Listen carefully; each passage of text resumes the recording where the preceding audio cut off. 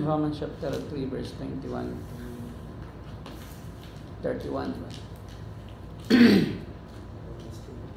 Hindi natin basahin, tuloy-tuloy na tayo. So dito sa chapter 3 ay sinabi na ni Paul na even Jews na may law ay hindi pa rin higit sa mga Gentile na walang law. Dahil ang conclusion is kahit na ang isang tao ay hindi namulat sa kautusan, wala siyang idea kung sino ang Diyos, at wala siyang pamantayan ng katuwiran, siya na may konsensya na ibinigay ng Diyos at may pangkalahatang kapahayagan ng Diyos na kanyang ibinigay sa tao upang malaman ng tao na may Diyos at ang Diyos ay hindi nakikita at makapangyarihan sa lahat. So kung hindi pa rin ang tao nakinig doon sa sundot ng kanyang budi habang siya nagkakasala at di pa rin siya sumunod doon sa, hindi siya nakinig sa konsensya niya na nakikita niya ang kalikasan, ay papapanagutin siya ng Diyos hindi ayon sa kautusan kundi ayon sa pamantayan ng katuwiran na kanyang naunawaan sa pamamagitan ng kanyang budi na siya ay inuusig nito kung siya ay gagawa ng masama at siya naman ay nasisiyahan kung siya gumagawa ng mabuti.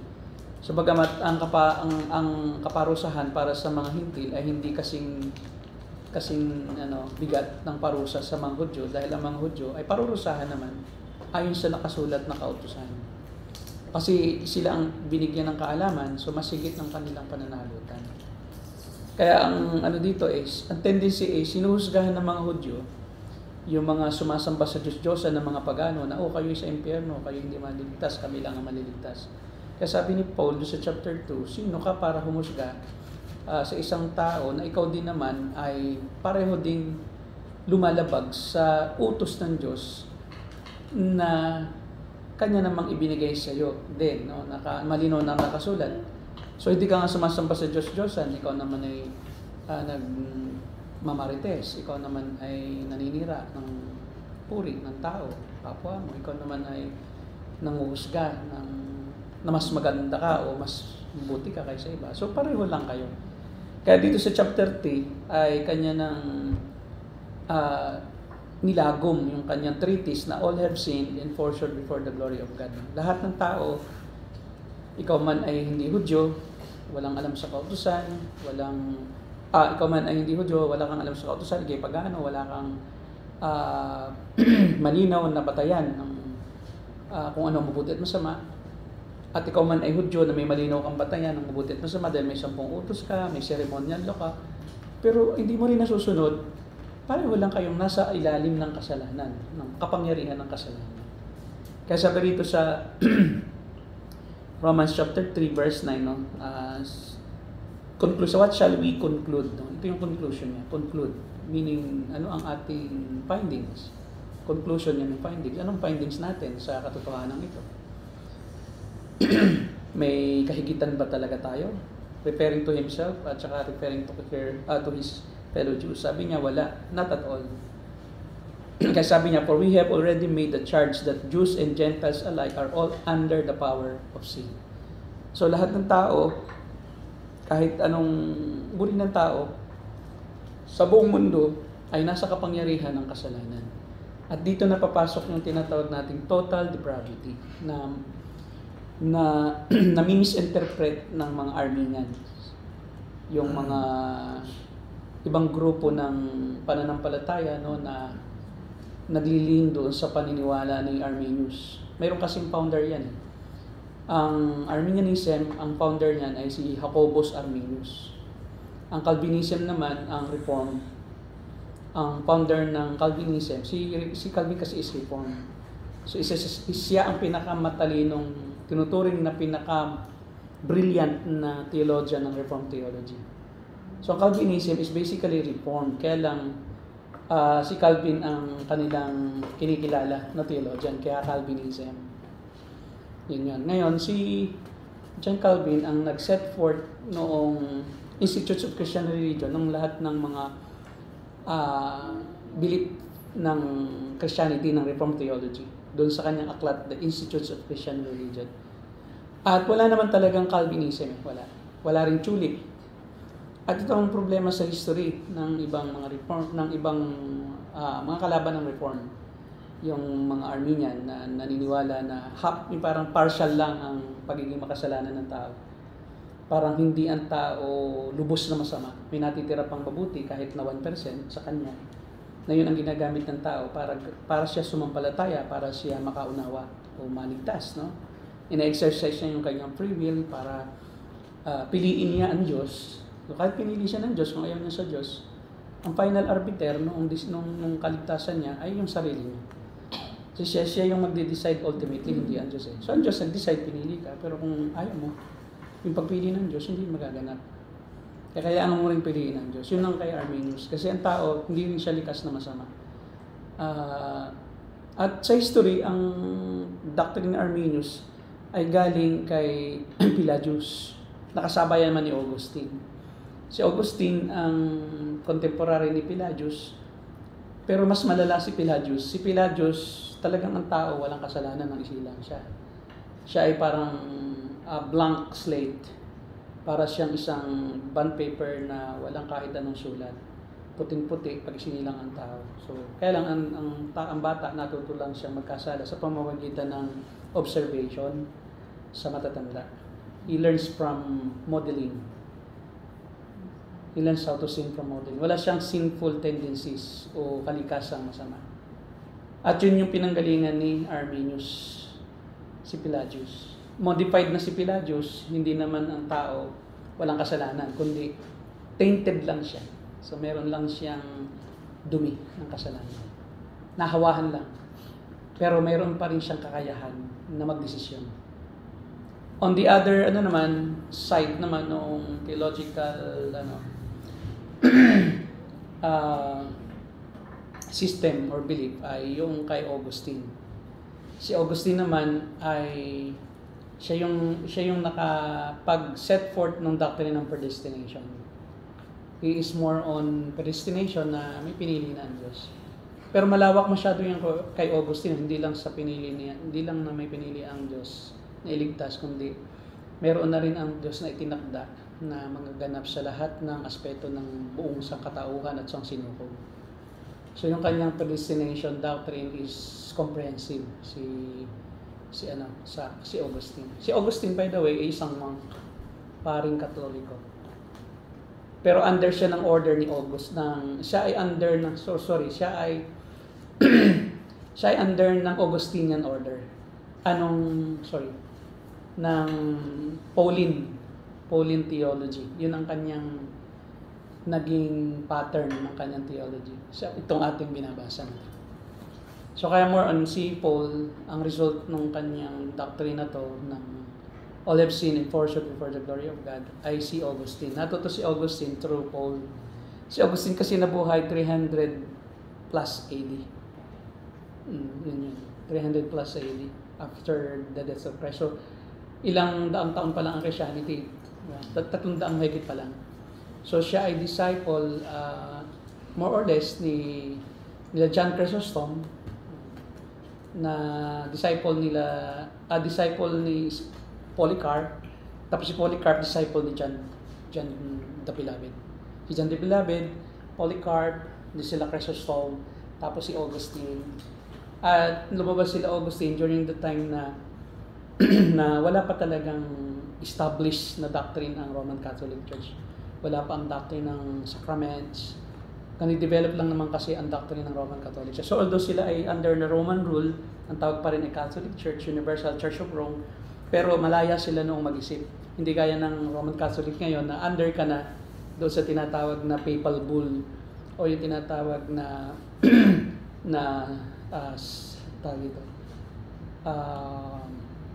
yung pag ang ex-cathedra. So pag ang nagsalita ang Pope sa posisyon niya bilang Pope at nagturo siya sa kanyang posisyon, ginagamit niyang posisyon bilang Pope, nagiging utos siya ng Diyos.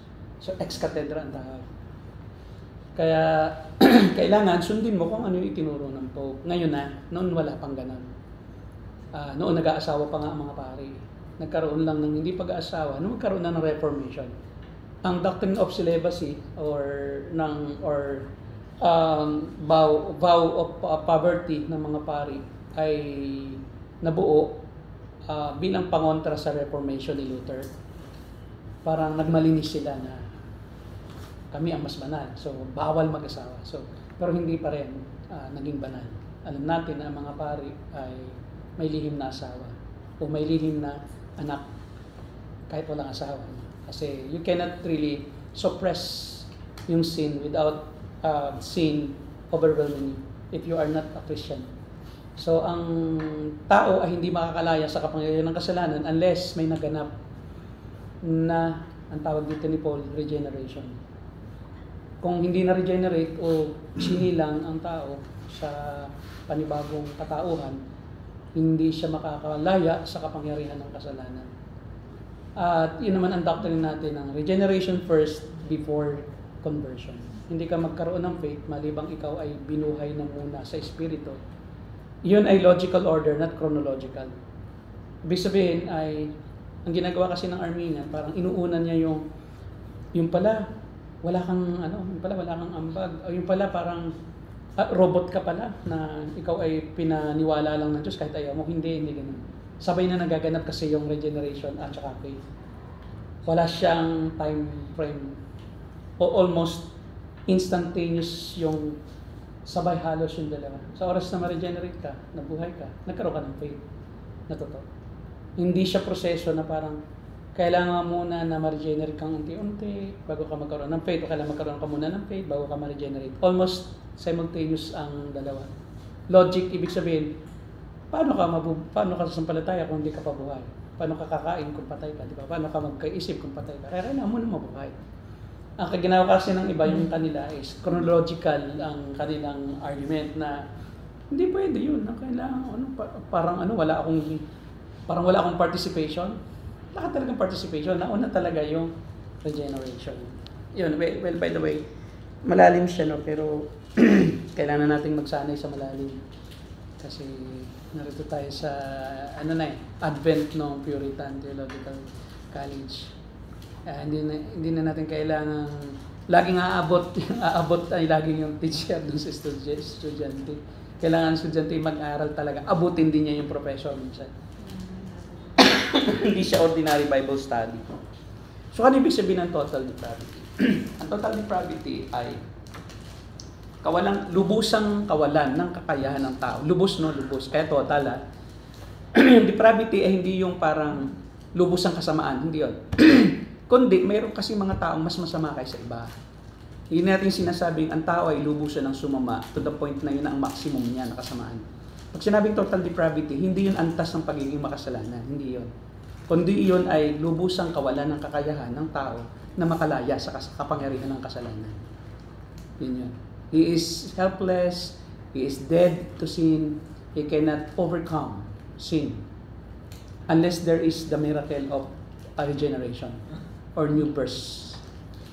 Iyon ang total depravity. Ibig sabihin, hindi lahat tayo ay magkakasing level ng kasamaan. Hindi yun ang meaning ng total depravity. Na parang lahat tayo ay 50% ang kasamaan lahat. Hindi. O lahat tayo ay 80%. Hindi. Kundi, lahat tayo ay lubusang naging masama at lubusang walang kakayahan na makalaya doon sa kapangyarihan ng kasalanan naghahari sa ating katawang lupa. So, kailangan may external initial activity na magaganap na labas sa atin. At yung activity na yon ay gawa ng Diyos. Hindi mula sa ating sarili. So, yun. Hindi rin ibig sabihin ng total depravity ay naging masama na ang tao na wala na siyang isasama pa. Hindi. Kundi may pwede pang isama ang tao. Kahit si Hitler may isasama pa yon. Hindi pa rin talaga ganap na lubusang naabot na niya yung rurok ng kasamaan. Kahit na sobrang sama na ni Hitler, may isasama pa rin siya. Hindi na lang siya sobrang naging mas masama pa dahil pinigilan na ng Diyos.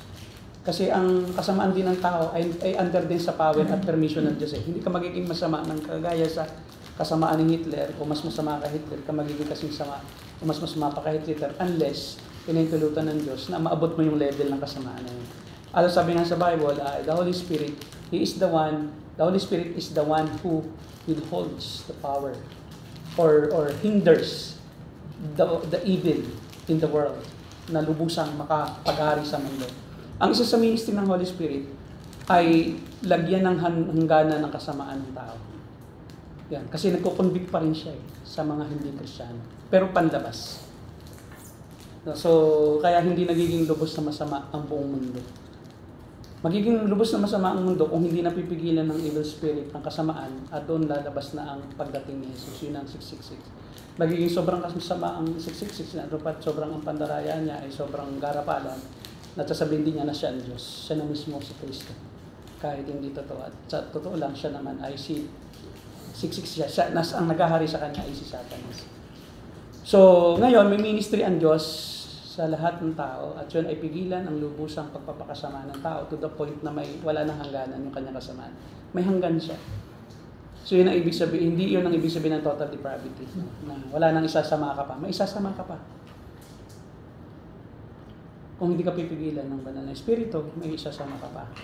Kung hindi ka Kristyano.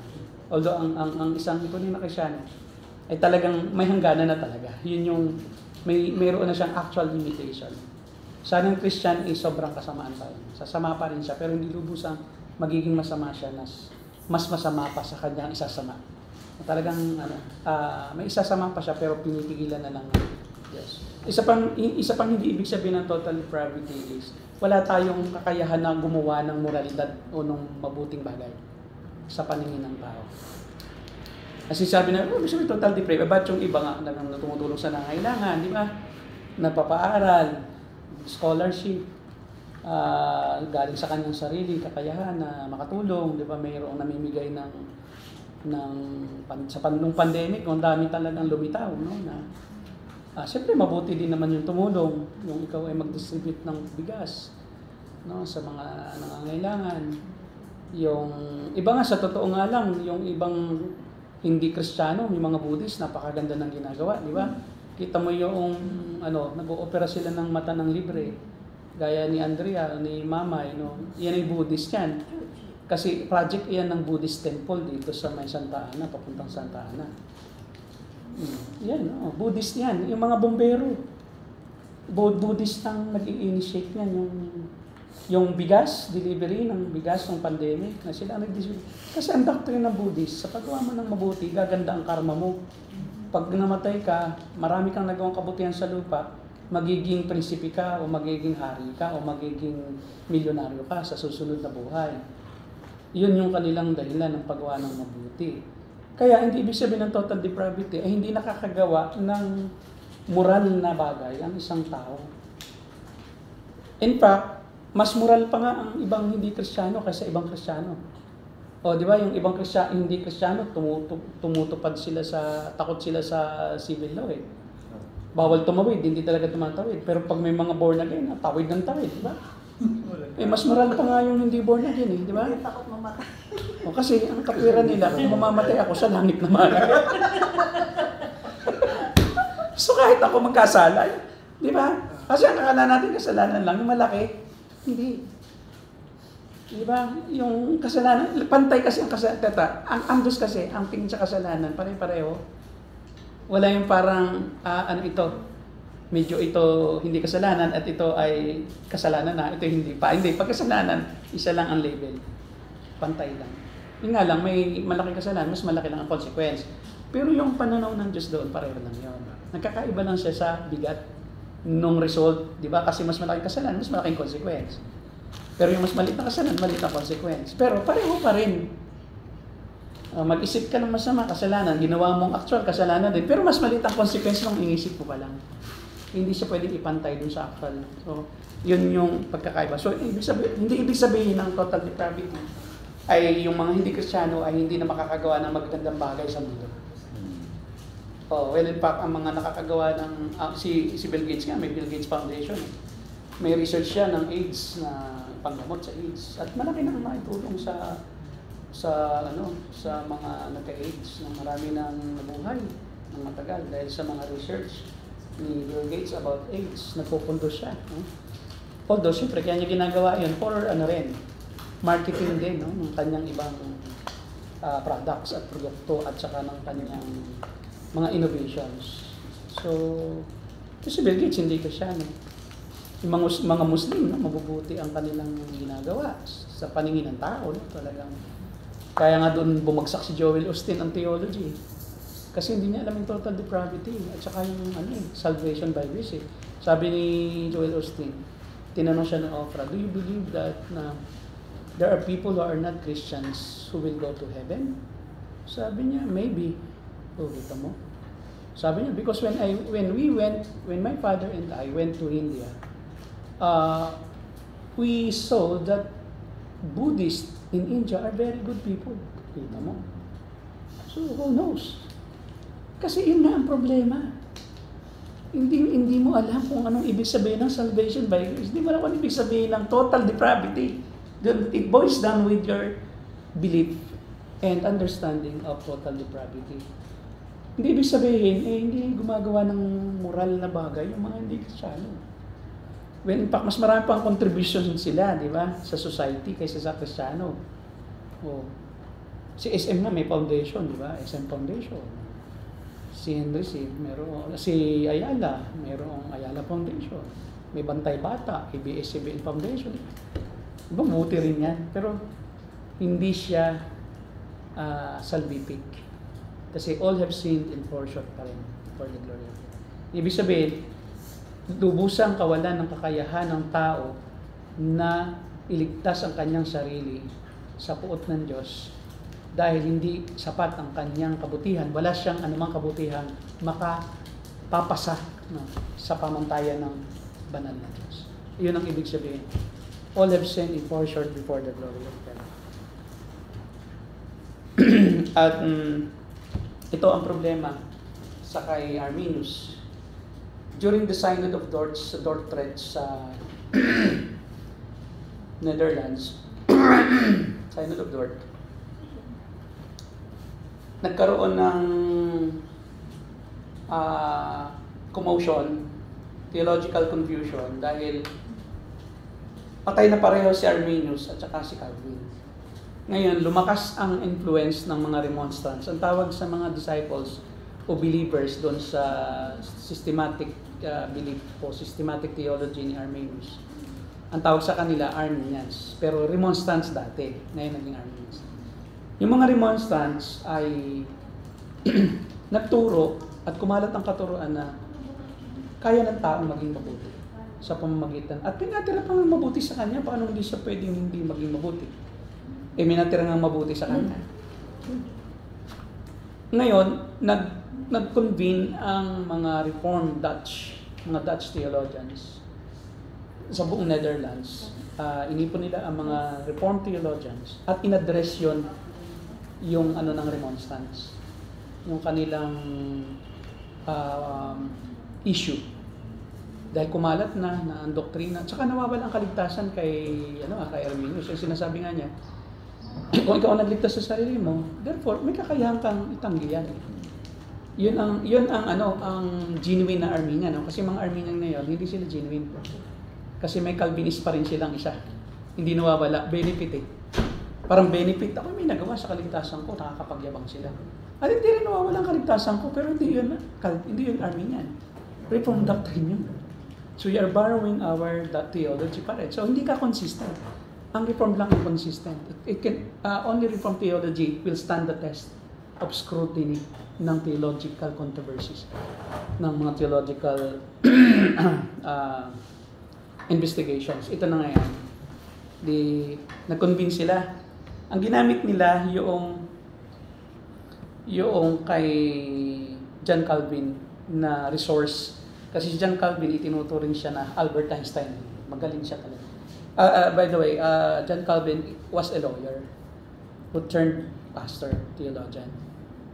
Kaya si Paul din naman is a lawyer who turned theologian din. So, yun ang kanyang din. Si Luther naman is a priest who turned reform. Kasi si Augustine, tapos si Luther, sumunod kay Augustine. Di ba si Paul, yun ang source ni Augustine ng doctrine. Tapos si Augustine, siya ang naging resource naman ni Luther. Si Luther yung naging dahilan ng Reformation sa Catholic Church. Noong mag-post siya ng 95 theses against the Roman Catholic dogmas. Doon sa Synod, doon sa Wittenberg Cathedral sa Germany. He is a German theologian. Mga German theologian, napakagaling. Doon sa aking infant salvation na dissertation, only German theologians ang aking pinakang maging Talaga napakagaling. Sila ang nakakaabot doon sa hindi naaabot ng ibang theologians. Ngayon, natuto naman si Luther kay Calvin. Si Calvin naman, naging estudyante niya si John Knox, Scotland. Tapos, si Beza, contemporary ni Calvin. Silang dalawa nagtuturuan. Si Beza, dalawang theologian. Tapos, si John Knox, tapos sumunod na sa history sila Jonathan Edwards sa US, si Charles Spurgeon. Charles Spurgeon is a Reformed theologian, the Prince of Preacher. Kaya akala ng iba, mahina yung na yan, born again. Hindi, wala pa noong born again na tawag ng panahon yun. Ang tawag sa kanila, Puritan. Ano is Puritan? Si Charles Spurgeon. Independent Baptist, but Puritan in his leanings. Yan.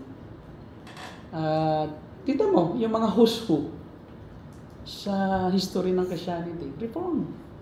Sino mga pagmamalaki nyo? Si Arminius, itinuring na siya ay kulto.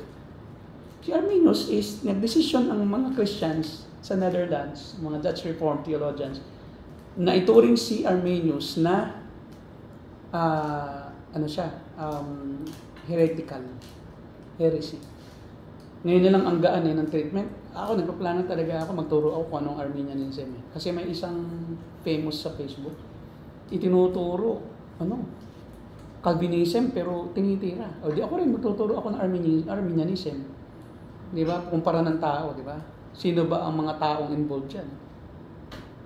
O di ba? Ano ang binago ng Arminians sa history? Wala. Ang Arminian system ang gumulo sa history ng Christianity at nagpababaw. Especially nung time ni si Arminian yan sa history yung naka-imbento ng altar call. Ang tawag dati Anxious Bench. Si Charles G. Finney, revivalist. Na yan ang nagpauso ng mga tent meetings, nagpauso ng altar call, yung declaration of faith. Lawyer din yon. Si Charles G. Finney. Problem is, lawyer na mali ang theology, hindi reform. It depends on yung theology mo na natutunan. Kaya si Charles G. Finney ang naging dahilan ng easy believism. Yung ngayon, nakasabay mo lang sa jeep, pinatanggap mo, lilista mo na, anak mo na yun sa faith. Galing mo, di ba? 5 minuto mo lang idinil, tapos sasabihin mo, anak mo yun sa faith. Aba, napakagaling mo. Samantalang si Paul Washer, Puritan yan. Paul Washer. Sabi ni Paul Washer, Reform. Although Southern Baptist ang tawag kasi may denomination, pero Puritan ang yan, doctrine. Nauna pa ang Puritan sa Reformation. Ngayon, itong si Paul Washer, sabi nga niya, may dumating sa kanya, kasi alam niya total depravity.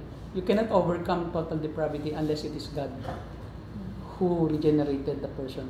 You cannot make a person Christian. Even if you are an excellent Bible teacher, you are a very powerful speaker, rhetorically, ikaw ang pinakamagaling, para kang si Ed Lapis, no? Pero hindi mo kayang gawing Kristiyano ang isang tao, kahit anong gawin mo. So, with that standpoint, nagkwento si Paul Washer ng isang karanasan. Nung naroon siya sa Peru, nagpipreach siya sa isang church na remote area, remote church, napakalayo. Tapos biglang may dumating na isang napakatangkad na mama. Sabi ni Paul Washer, biglang upo sa unahan. Hindi niya kilala, hindi rin kilala ng mga believers, hindi kilala ng mga Kristiyano. Bigla na lang dumating. Tapos ang ginawa niya, change na niya ang kanyang preaching, naging evangelism, nag-evangelize siya.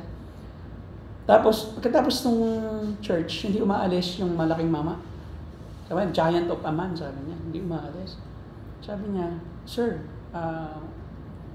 what brought you here? Sabi niya, sino nagdala sa'yo rito? Sabi niya, actually, pastor, sabi niya, lagi ako naghahanap, matagal na ako naghahanap ng church, nagdadalo ako sa mga churches, naghahanap ako ng kasagutan sa tanong ko. Anong tanong po yun na hanapin niyo? Kasi ako, tinalingan ng buhay. So, anytime this year, I will die, according to my physician. At ako'y nakatira sa napakalayong lugar. nawala doon akong kasalamuha. Wala, para siyang nasa isang, alam mo yung, yung gubat na, yung nagbabanso, yung nag-ano sila ng mga toso. Parang ganun ang trabaho niya. So, napakalayo lugar. So, every Sunday, I go out and I try to find a church na pwedeng makatulong sa aking paghahanap. Sabi ni Paul Washer, alam mo, the tendency of a common pastor nowadays is to sit down and invite that person to parang repeat a prayer. Nagkataon, sabi niya, mayroon na siyang ticket. Paalis na siya, papuntang stage na siya. Nagmi-mission lang yan eh. Kasi siya ang ng missionary Heart Cry Missionary Society.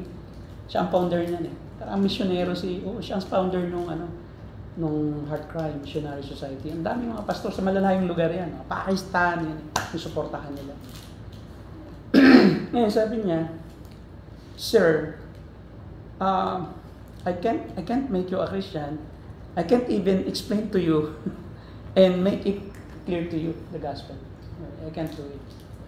Pero ang gagawin ko, sabi niya, Sir, kahit nakasihudang ipospon ko yung aking flight, hindi na ako pumunta ng Amerika, pabalik. Pero, mag-usap tayo hanggang kaya natin. Kahit ilang araw, kahit ilang linggo.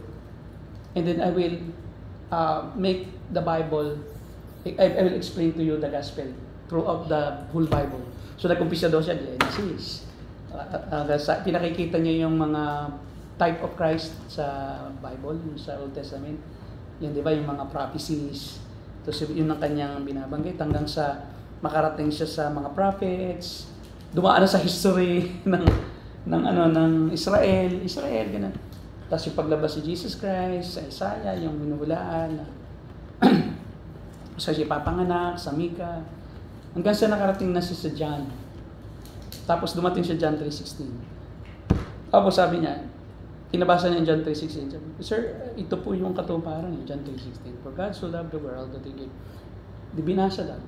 Ano po naintindihan niyo rin? Ano niyo dyan? Naintindihan niyo po ba? Hindi. Ano ibig sabihin nito? Balik na naman daw siya. Hindi niya tinigilan. Hanggang sa ilang ulit siya. Inabot yata siya ng ilang araw o linggo na may interval na days. Hindi talaga siya umalis eh. Talagang sinikap niya. Sabi niya, Sir, sa aking kakayahan, ito, dalawa lang. Either mamatay ka na makatiyak ka, sa langit ka pupunta, or mamatay ka na makatiyak kang hindi ka sa langit. So, yun ang sabi. Kasi hindi kita talaga pwedeng gawing Kristiyano. Hanggang sa ulit, hanggang sa dumating yung point, pinabasa niya ulit.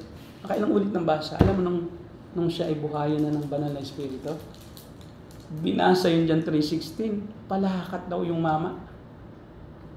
Nanginginig, tapos tumutulo ang luha. Siya lumuluha na rin, sabi niya. Di ba binabasa natin ito dati? Ba't di ko ito natindihan? Sabi, ito ako. Iniibig ako ng Diyos. Sa langit ako. Pinuntahan ako ng Diyos dito sa lupa. Akong makasalanan. Di ba? Iniibig niya ako at ako pala kanyang pinili upang maligtas para maging object ng kamatayan. Reform na agad. Para maging object ng... Hindi niya pinatanggap yan. At umalis siya na masaya. At namatay yung mama at na may katiyakan sa kaligtasan. I also experienced this, yung mga experience ni Paul Washer. Kaya ako naniniwala kasi not only theologically, but also practically naranasan ko. Yung tatay nila, Ate Esther, grabe yun ha. Si Ate Esther, sila Sharon, Susan, yung mga pamilya dito sa kaliwa. Ang tatay nila, hindi ko kilala yan. Hindi ko kilala. Tapos, hindi ko rin alam na sila ay nag-aaral yung mga apo ni Ate Esther sa Compassion. Hindi ko alam yun. Hindi ko sila kilala totally. Hindi ko sila kilala. Hindi ko alam na sila ay nakakadalo sa SBCC yung mga anak na sponsoran. Tapos hindi ko alam na yung tatay nila. Yun ang tatay nila. Hindi ko rin alam na yung tatay nila yun. So naglalakad lang ako dyan. Nung ako ay assigned dito ng SBCC sa Old Santa Mesa. Naglalakad ako sa Nara Street. At ako'y nagpipray. Sabi ko, Panginoon, wala akong kilala rito. Kasi ako inassign lang dito, hindi ko naman alam kung sino yung aking mga taong kakausapin. Bigyan mo po ako ng minister kasi I'm longing na for somebody na turuan ko, wala akong maturuan. So, habang naglalakad ako, pagdaan ko sa isang bahay, yung bahay nila Ate Esther, hindi pa yun maganda eh. Ano pa, first floor pa lang. kahoy pa lang pagdaan ko, nakita ko may matanda, nakaupo sa banig. So parang napaawa ba ako, parang nagkaroon ako ng kahabagan na, kausapin ko kaya ito. Naglakas loob ako. Sumilip ako sa pinto, sabi ko, Tay, kumusta po kayo, Tay? Eh, ngumiti siya akin. Mabuti naman. Sabi niya, eh, parang sabi ko, okay to ah. Hindi ah. Pwede ba tayo ako pumasok? Meron na po akong isi-share. Eh, walang tao, siya lang. Siyempre, lakas loob ako, wala namang ibang tao. Siya lang. Di, pasok ko na, then that's the beginning na yun, ng history. Ng salvation ng the whole family. Hanggang sa, ay ako reform na hindi ko na pinatanggap. So alam ko may sakit siya kasi nga nakahiga. Minsan nakahiga, laging nakahiga siya. Pero pagka dumarating ako, talagang pinipilit niyang umupo. Hindi siya pinipilit niyang umupo. Tapos hanggang sa Bible study, hanggang sa lumabas na sila Ate Esther. Niyaya ko na rin kasi Maling. Nandiyan na. Maling, si Ate Esther, si Susan, si Sharon. Hindi pa rin nila sinasabi na sila yung nasa compassion. Hindi nila ako alam, taga-SPCC. Pero mo, di ba, yung God's providence. Tapos, di sa madaling salita, napil ko na yung maluba ang sakit na. Kasi hindi nila sinasabi ko ang sakit, pero napil ko maluba na ang sakit kasi pumapayat siya eh. Hindi na siya nakakakain. Pero masaya siya. Tapos, hanggang sa nakaabot na kami, Genesis, nag-historical ako ron eh, Genesis. So, matagal, siguro mga 6 months siya. More than 6 months na Bible study niya. Every Thursday, na ginawa kong chronological. Hanggang yun din yung naranasan niya na, paano ba ako makasiguro na ako sa langit? Di ba? Yun din. Siya mismo nakadiscover, ako pala ay ligtas. Ako pala iniibig ng Diyos. So without even yung inviting him to pray, wala yun. Tapos, ang huli naming Bible study, alam mo, ang tanong niya, hindi ko alam mamamatay na. The next week, mamamatay siya. Next week, mamamatay na. Ang huli naming Bible study, ang tanong niya, ano ba ang itsura ng langit? Yun ang Bible study namin. Dahil siyempre, pahayag, revelation. Tapos habang kami nagba-Bible study, nagniningning ang mga mata. Sabi niya, Pastor, grabe pala. Pakaganda pala ng langit. Parang gusto ko nang umuwi doon, Pastor, kaysa dito sa lupa. So hindi ko akalain, ayun ang huling Bible study. Hanggang sa kinalingguhan, sa next week, hindi ko na siya makausap eh. Ano na siya, delirium na siya. And then the other week, namatay na siya. Patay na. Tapos in-invite nila ako roon sa burol. Alam mo yun na talagang election eh. Ang Diyos ang nagpa-provide ng place, ng tao. Hanggang sa nagkaalaman na si Susan pala, dati palang sponsor ng compassion. Tapos sila Ate Sally pala, ang unang Bible study, hindi ko sila kilala. Ay hindi, tapos ito pa ang matindi doon. Alam ba ninyo, Pastor, sa totoo lang, kaya po hindi na kami nakapagsabi ng kahit ano sa inyo. Ang tatay po namin, number 1 na antagonistic po sa pastor. Wala po dito nakakapasok na kahit sinong pastor. Kaya nagulat po kami nang kausap nyo. Hindi na po kami nagkwento sa inyo dahil baka matakot pa kayo. Pero yan pong tatay namin na yan, napakasalbahin yan. Talaga pong ayaw maniwala sa Bible, ayaw maniwala sa Diyos, wala daw Diyos. Kaya po nagtaka kami, bakit Bible study nyo? Imagine that, sinabi lang nila sa akin nung patay. Yun ang divine, yun ang salvation mga kapatid. Hindi siya itinatakda, hindi siya yung pinipilit, hindi siya yung ini-schedule ba? Na schedule natin ang baptism ng Holy Spirit para pasukan yan. Hindi, paano mo i-schedule yun? Eh, Diyos yun eh. Inutusan mo ang Diyos o i-confine mo siya sa isang date na sa ganitong August 30, di ba? Baptism. Wait, ano meaning ng baptism? Di ba yun na yung possession yun eh, ng Holy Spirit eh. Na yun yung time na naliligtas ang tao eh.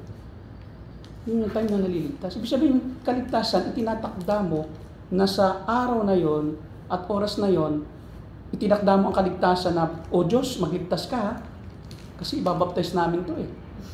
Tapos ang evidence ay magtatatarang sila, mawawala sa sarili, magsasalita ng kung ano-ano, hindi naiintindihang salita. Paano yun? So, di man-made siya. Yun ay man-made baptism. Hindi siya schedule ng Diyos eh. Ini-schedule mo.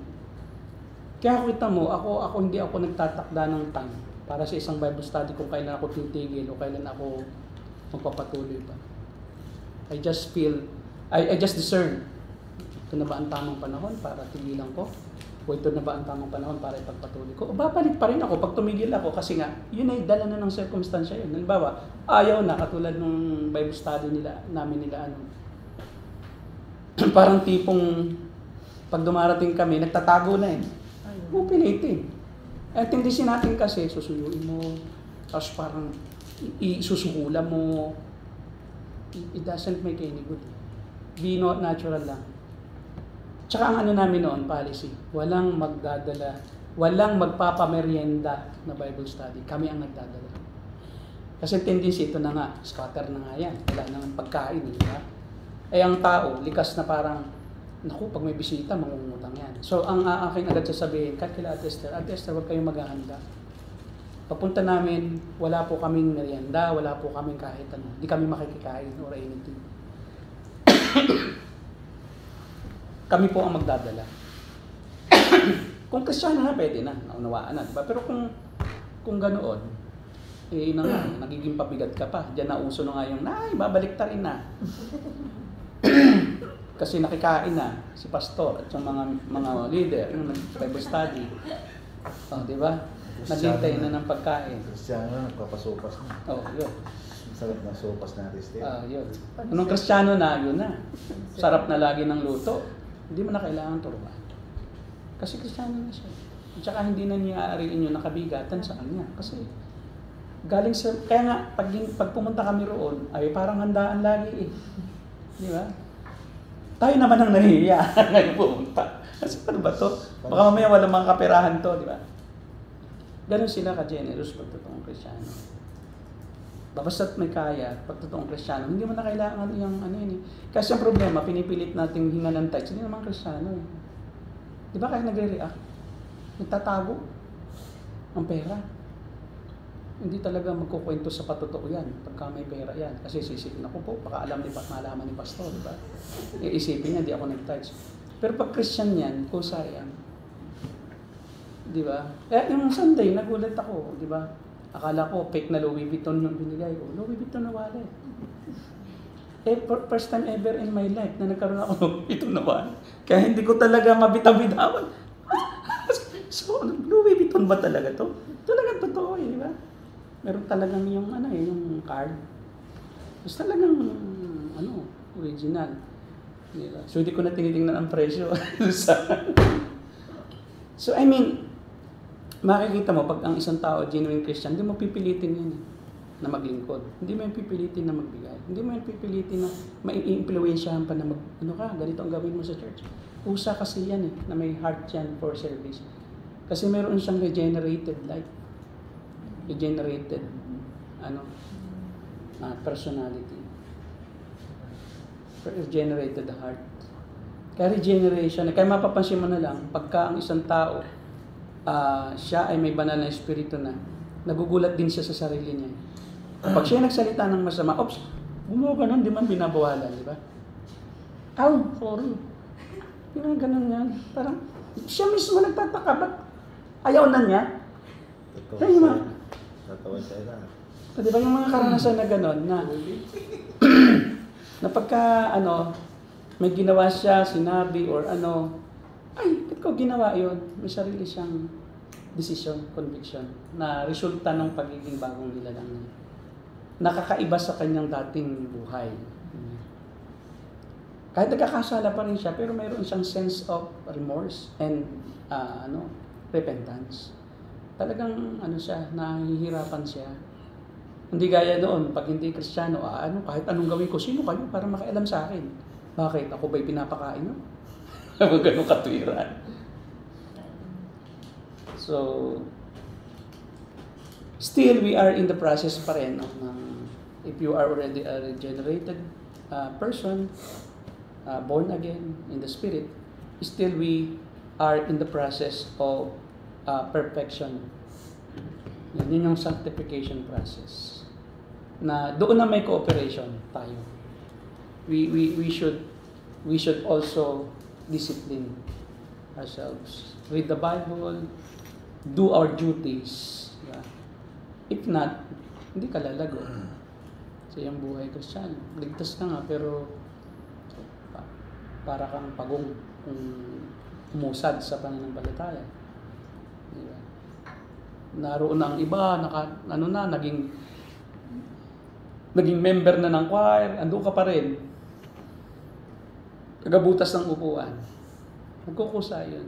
Kaya hindi man siya maging lingkod. May means siya. Yung means of supporting the church. Kusa siya. Nagsusupport sa church. Ang problema lang ay yung ibang pastor ay too much ang expectation sa membro. Kahit regenerated na yan, wala naman talagang pera. Hindi pa kayo born again, wala na nga ipipiga pa yan. Parang hindi kayo Kristiyano. O, diba? Ba't wala pang maraming pagka ba naging Kristiyano ako, mayaman na ako agad? Magbibigay na ako ng 1 million? Hindi naman, di ba? A true Christian will spend money for the Lord. Tandaan niyo yan. He cannot help but to spend because he loves the Lord. He cannot help but to dedicate whatever he has because he loves the Lord. He loves the ministry because may utang siya sa Diyos na hindi sapat yung pambayad niya. Laging kapos eh. Kaya kailangan sikapin kung kahit kapos ito, mapasalamatan ko man lang ang nagbigay sa akin ng buhay na walang hanggan. Kaya righteousness is true faith. Yun yung niya thesis. Kaya nga ang katuwiran ay hindi sa kautusan eh. Wala eh. May kautusan ka, di mo rin masusunod. Paano ka maging matuwid sa harapan ng Diyos? It is by faith. Eh, yung faith na ito ay gift din ng Diyos. Pag-aaralan sa Diyos, pag-aaralan natin later on, yung faith na yan, na nagliligtas, it's not your own. Ang faith na meron tayo ay temporal faith. Yung faith na resulta ng regeneration, yung saving faith, is a gift. It is a result of regeneration. You cannot have saving faith unless you are regenerated. Kaya the moment that you are regenerated, God produces faith in you so that you may use that faith. Yun ang saving faith, result of the work of the Spirit in your mind, in your heart. Then regenerating you to become a new person. 2 Corinthians 5:17. Ang isang tao na kay Kristo, isa ng bagong nilalang. Saka ka nang magkakaroon ng tunay na faith when you are already a new person. How can you have a saving faith if you are not alive? Hindi ka nga buhay. Diba? Hindi yung isa iba kasi sa Armenian, yung faith mo ang nagbuhay sa'yo. Baliktad. Paano ka nagka-faith? Patay ka. Diba? Hindi daw faith ang bumuhay. Paano ka mabubuhay? Patay ka. Paano ka magka-faith? Kung patay ka. So yung faith mo ay resulta ng pagkabuhay mo. At yung faith na yon ay gift ng Diyos sa'yo. So that you can use that faith para ka ma-justify sa iyong sarili ng kaisipan. Sa iyong pamantayan. Justification. State of personhood. Alam mong justified ka because you believe in God. And it is God who justified you. Through that faith that He has given to you. Kaya from the beginning to the end, it's all grace. Pag may ambag ka, it's no longer grace. Hindi na yung grace. Paano naging grace kung may ambag ka pala? O, di ba? Di meron ka palang contribution. Hindi na siya grace. Hindi na siya habag eh. Hindi na siya biyaya eh. Siya ay reward. Gaano man kaliit yung iniisip ng ambag mo, magiging reward yun. Kasi yung maliit na yun ang bag mo, yun ang reason eh. I-reward siya for that very small contribution. Yun ang problem. Magiging siyang hindi na grace. Sige, may tanong kayo.